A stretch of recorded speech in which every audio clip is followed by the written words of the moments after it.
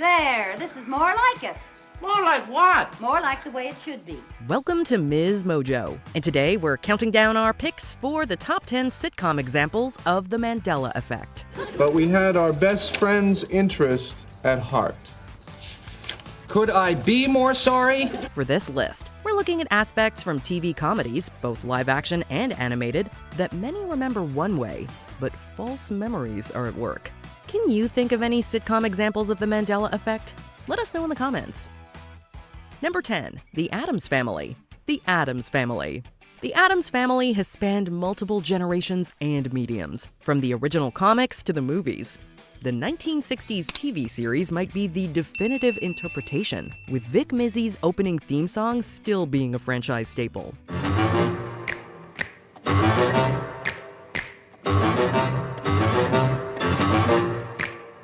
Even if you know every lyric and snap, you might not know how to spell Addams.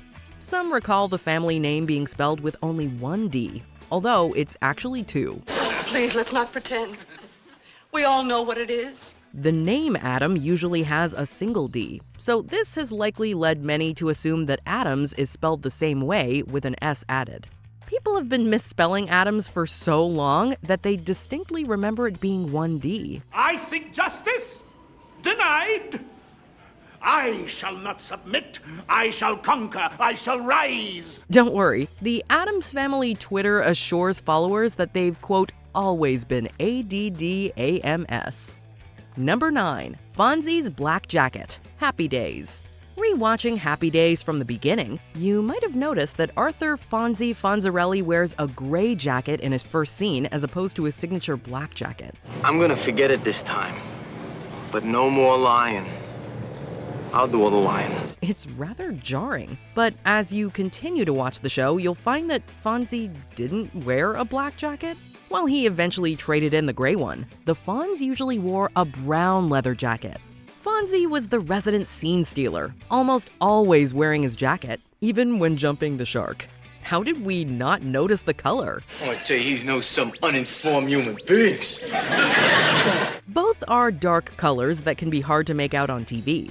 People often associate greasers and bikers with black jackets. Plus, numerous parodies have also gotten the colors mixed up. Or maybe Mork messed with our memories. Didn't want you to go, Bozo City. I think I want to wake up now. Strange custom. Doesn't give me pleasure. Number 8. Pygmalion, the Director's Cut. King of the Hill. As far as animated sitcoms go, King of the Hill was among the most grounded. Season 7's Pygmalion was uncharacteristically out there, with Trip Larson, an unstable pork entrepreneur, attempting to slaughter Luann when she denies his bizarre proposal. I can explain everything. No, you're sick. I'm calling the police. Luann, you're not thinking clearly. Trip ultimately ends up on the conveyor belt, becoming dead meat. It's probably the show's darkest ending, but some believe there's an even darker one. Chip, I'm kind of confused. What is happening here? Accounts claim that upon its initial airing, the episode featured Trip's body hanging from a hook as Peggy and Luann reunite.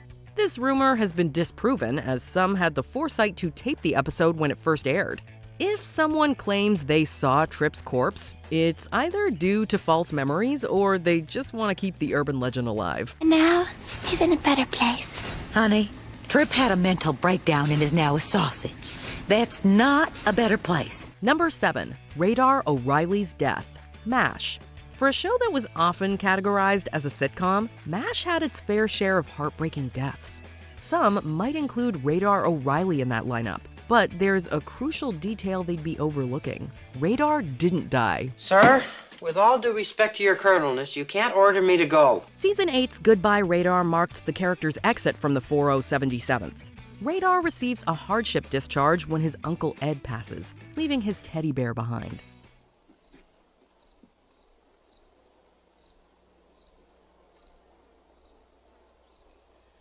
Goodbye, Radar. Since death was a key theme in MASH, it's understandable why people falsely remember Radar dying, especially since he didn't appear in any future episodes.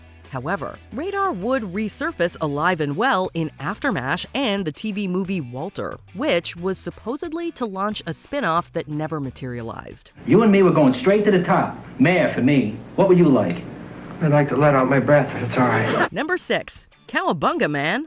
The Simpsons. Eat my shorts. I didn't do it.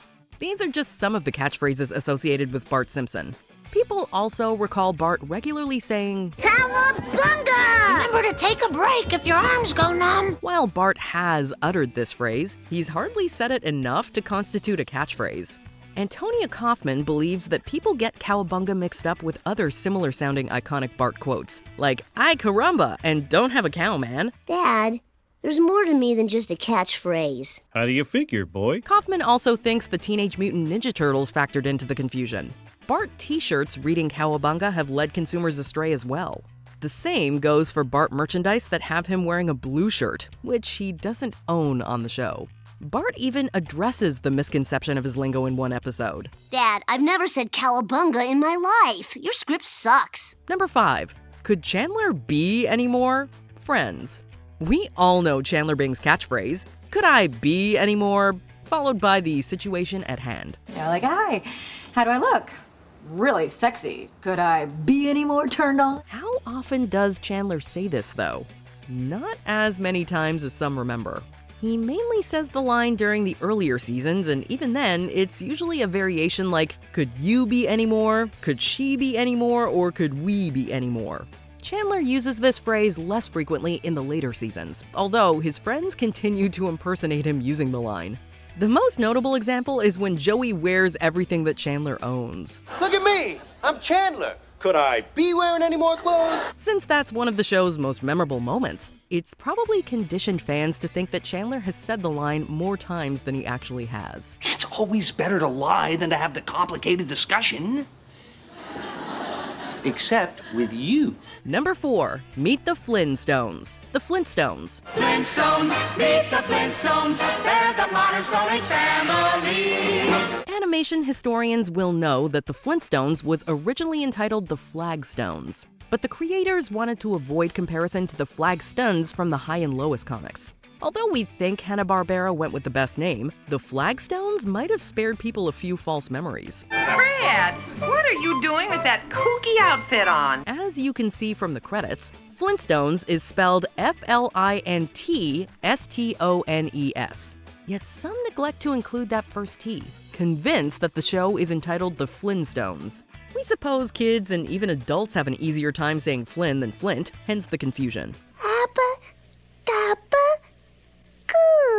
The two T's are also so close together that it's only natural for some to merge them.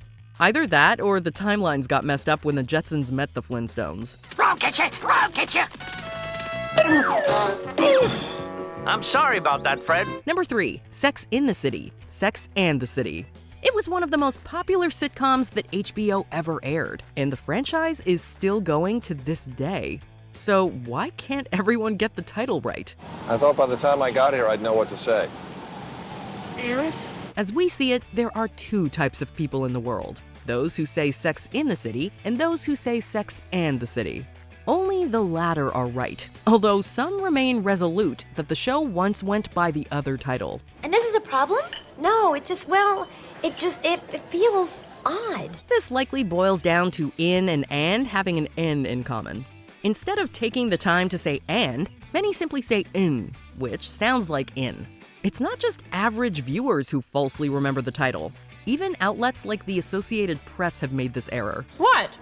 It's just so childish. Not you, the whole situation. Number 2. Bang Zoom, Straight to the Moon. The Honeymooners. We all know the routine. Ralph Cramden comes up with a get-rich-quick scheme. Alice points out how foolish her husband is with a snarky remark. Ralph delivers an empty threat masked behind, colorful language. You want to go to the moon? Do you want to go to the moon? That would be an improvement, too. Hey, the 50s were a different time. When most people impersonate Ralph, they'll often say, bang, zoom, straight to the moon. Ralph does say bang, zoom, as well as straight to the moon. However, he doesn't say them simultaneously. They're two separate catchphrases that people have falsely combined into one. Bang, zoom! We guess since both lines have the same implication, it makes sense for imitators to merge them. Plus, bang, zoom, and to the moon can take on numerous different meanings. When you put them together, though, it's clearly a Honeymooners reference. One of these days, Alice, bang, zoom, straight to the moon. Wow, I never realized the first astronauts were so fat. Before we continue, be sure to subscribe to our channel and ring the bell to get notified about our latest videos. You have the option to be notified for occasional videos or all of them. If you're on your phone, make sure you go into your settings and switch on notifications. Number 1. Lucy, you have some splaining to do. I love Lucy. For my son's sake, no. What do you mean for your son's sake? I'll splain. Okay, splain. Another classic comedy bit. Lucy's latest plan backfires. Ricky enters to find everything in disarray, famously telling his wife, "You have some splainin' to do." Well, forget that last part because Ricky doesn't say it. Lucy, splain. Splain, darling. Sure, Ricky would occasionally say splain in his distinctive Cuban accent, but the exact line that so many people quote and remember has never emanated from the character's mouth. We get where Lucy and splain came from, but we're not sure how the rest of the misquoted catchphrase came to be. As famous as the show is, you probably just have to chalk it up to the endless parodies it's inspired. Lucy, you got some splaining to do. Do you agree with our picks? Check out this other recent clip from MsMojo. And be sure to subscribe and ring the bell to be notified about our latest videos.